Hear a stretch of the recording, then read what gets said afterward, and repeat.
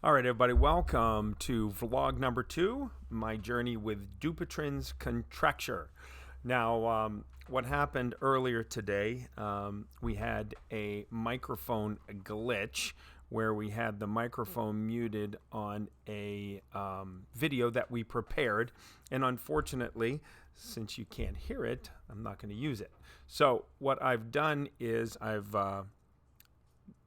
taken the liberty of putting the video on my iPad, and I will commentate through the next 27 minutes and explain what actually was what was going on in the video, and try to commentate over the actual commentary, which you won't be able to hear. So why don't we go ahead and get into that, and here we go. So thank you for being here is one of the important comments that we want to make to you as we go. So we have two floating heads, so it's going to be a little weird, right? Or what I could do is I can just go like this. And there we have it. So why don't we go ahead and move forward into the video, and we're talking about, okay, it's early morning.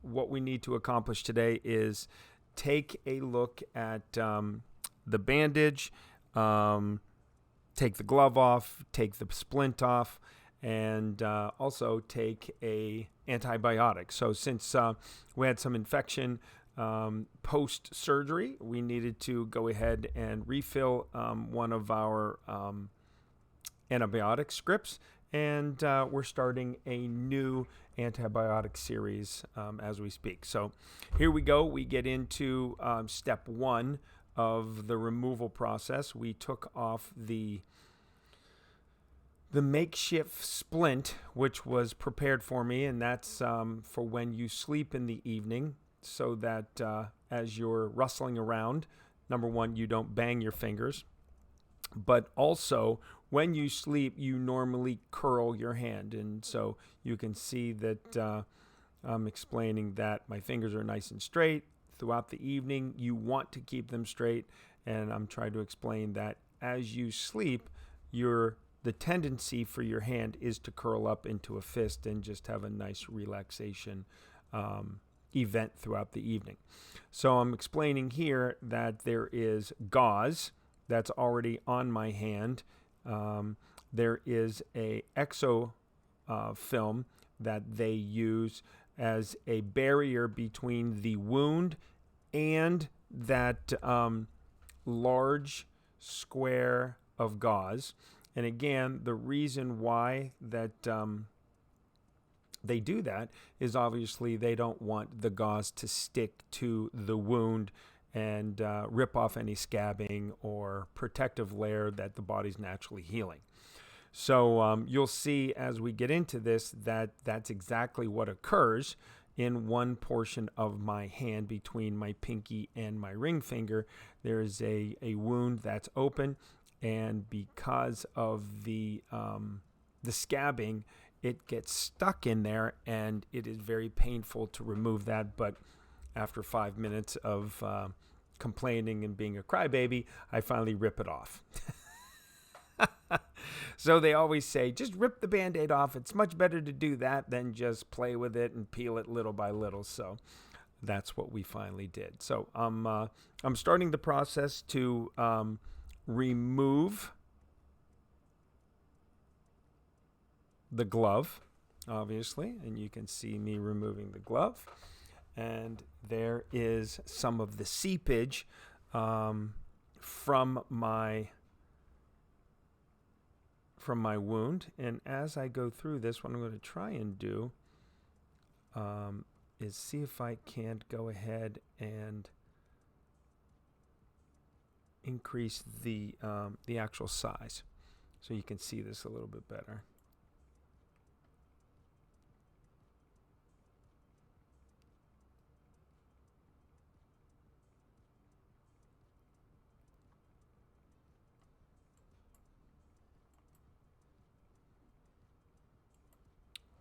Okay.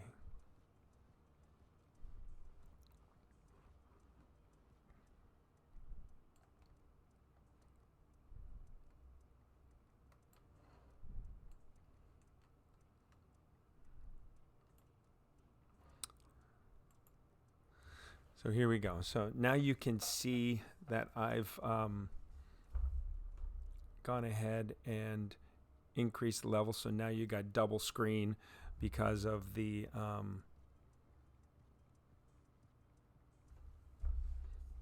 increase in the value of the actual video. You can see we have the rotating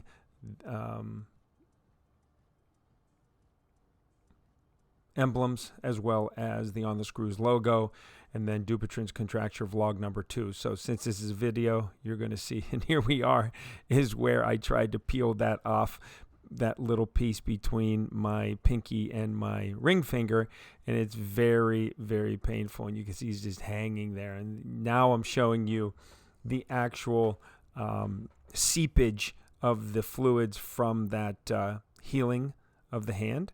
And obviously you always have that. You cut yourself, you're gonna have some seepage of fluids, blood, some eosinophils, basophils that are going to rush to that area to coagulate and start the healing process.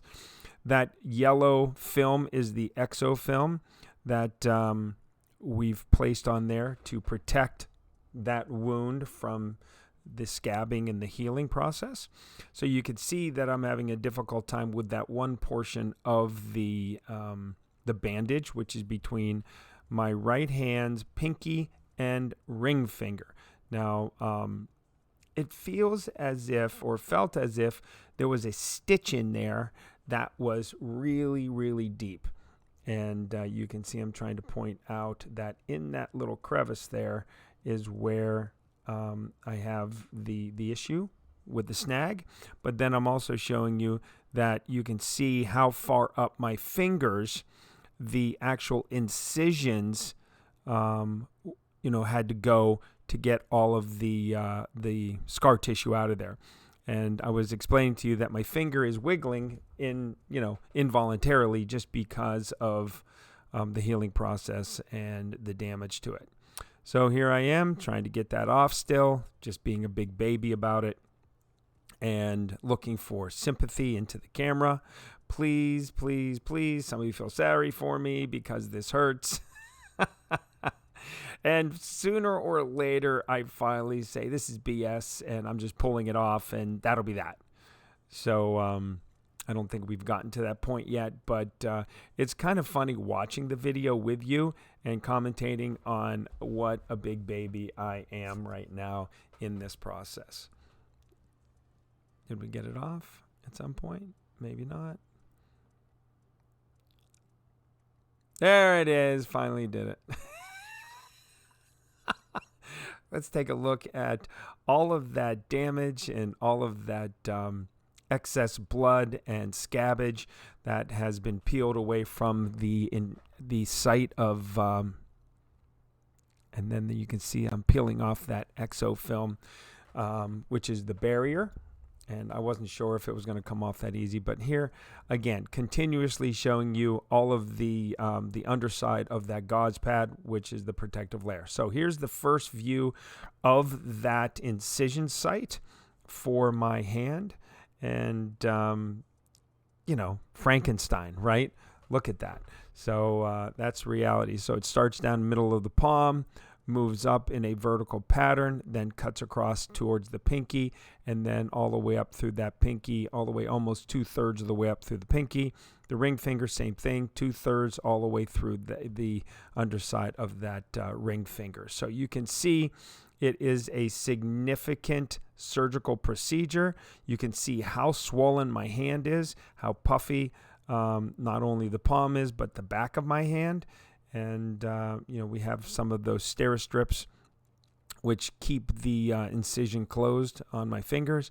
But on my, see, I'm showing you now the amount of swelling just on that hand, which was my right hand compared to my left hand. And you can see just on my fingers, that ring finger, look how puffy it is and swollen. I couldn't put a ring on that finger if you paid me. So now I'm showing you that I have DUPUYTRENs starting in my left hand as well. And I'm comparing. I'm like, okay, once this is healed and get towards the end of 2023, I'll be doing this again. And, I'll have another, hopefully less invasive surgical procedure as well on my left hand, so we can correct any of the Dupuytrens that's going to continue to aggregate in my left hand palm. So we are now getting prepared to take a bottle of saline and give my palm a saline bath. Now what that will do is we'll take another piece of gauze, large square. We'll soak that with this saline, okay, sterile saline, and that will be a 5-minute process, meaning I will open up the saline bottle, and you'll see there's the gauze, and we start the process, but you'll see that sterile bottle was difficult to open just due to the fact that I don't have any strength in my right hand. And obviously that's where the procedure started, and I'm not lefty, so I didn't want to squeeze it too tight with my right hand to hold it still, because it was, hurting, and I didn't want to do any additional damage. So I figured out finally I couldn't get it off with the little tab, so I started to peel it off, finally got it opened, and then we started the process of the saline bath. So here I am laughing into the camera saying, this is ridiculous. I can't, it's like childproof. I can't even get into that. There's the little tab where you're supposed to pull it and supposed to come off, but was having difficulty. I was even considering using unsterile scissors to cut the top, put a hole in the top, but then I'm like, well, it's sterile saline. I don't want to put an infected palm with non-sterile saline. So what I was able to do was peel that back and find an opening where I could pour that saline onto the sterile gauze pad and then place that gauze pad on my hand for 5 minutes. So this is where we are in the video at this point. We've decided to, pour some of that saline on the gauze pad. I'm going to pull it up and show you here in a moment. There it is. You can see it dripping, filled with, overflowing with saline. I then place that right on my hand, get it nice and in the palm, cover that infected area as well as the incision sites. And I'm supposed to leave that on there for the next 5 minutes. And then I'm explaining that once that's on there for 5 minutes, we'll pause the video. I will go and shower, and I will clean the wound. So once this sterile saline is on the gauze and we leave that on there for 5 minutes, I need to go clean that with soap and water, that wound, and then come back, let it air dry, get that nice and dry, nice and clean, and then come back with that zero foam and cut that into strips, put that on the wound, and that would be the protective barrier between the wound and the gauze. Put another piece of new gauze on my hand, and then we can then reattach the glove and go throughout our day. So what I'm going to try and do here, if possible, is go ahead and move forward in the video.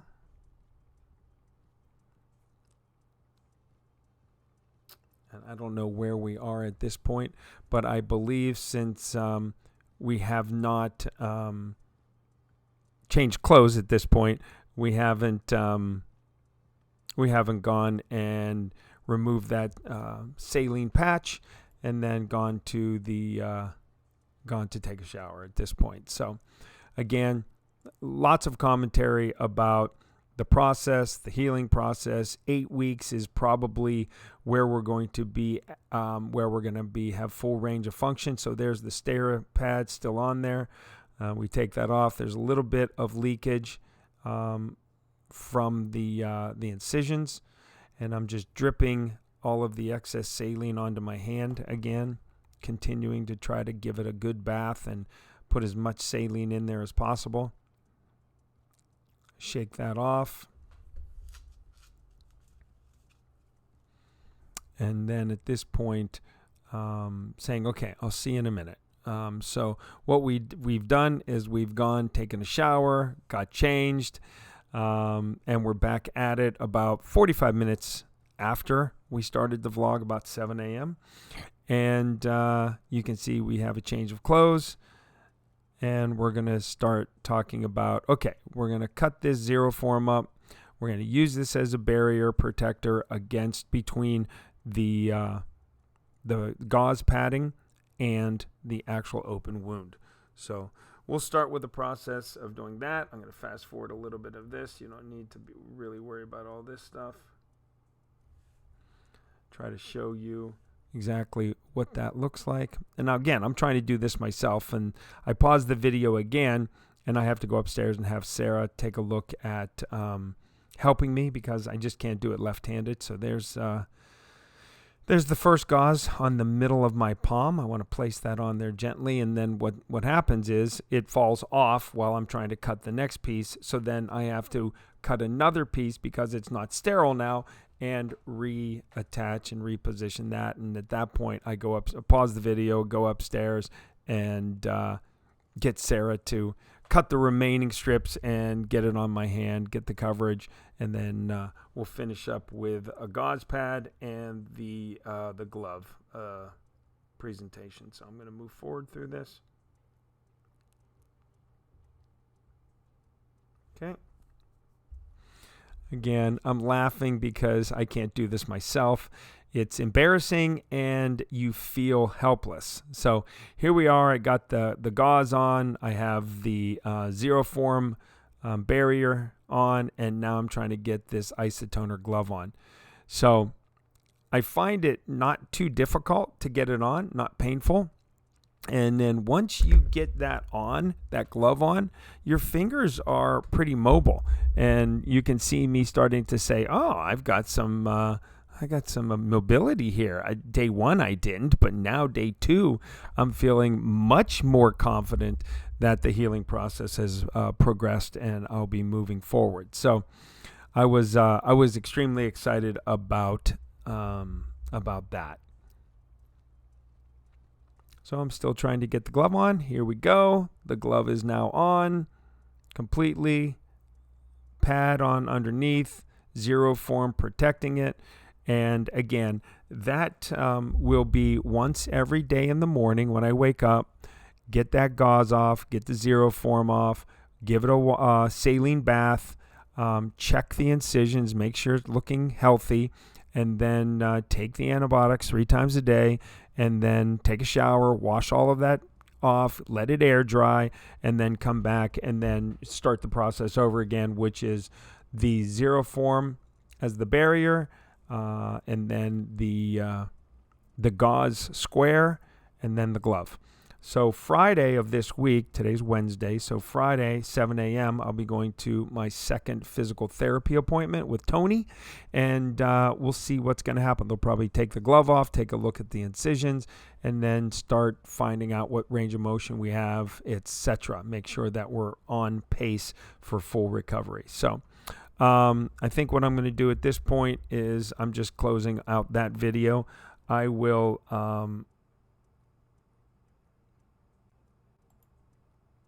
I'll hide that.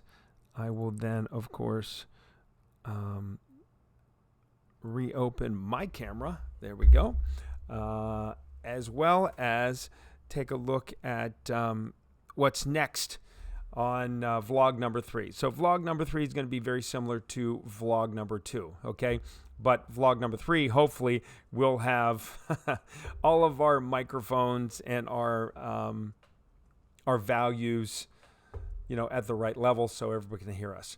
Again, vlog 3, wake up in the morning, take the cast off, take the glove off, remove all of the padding, take a look and see exactly how we're coming along based off of the healing process.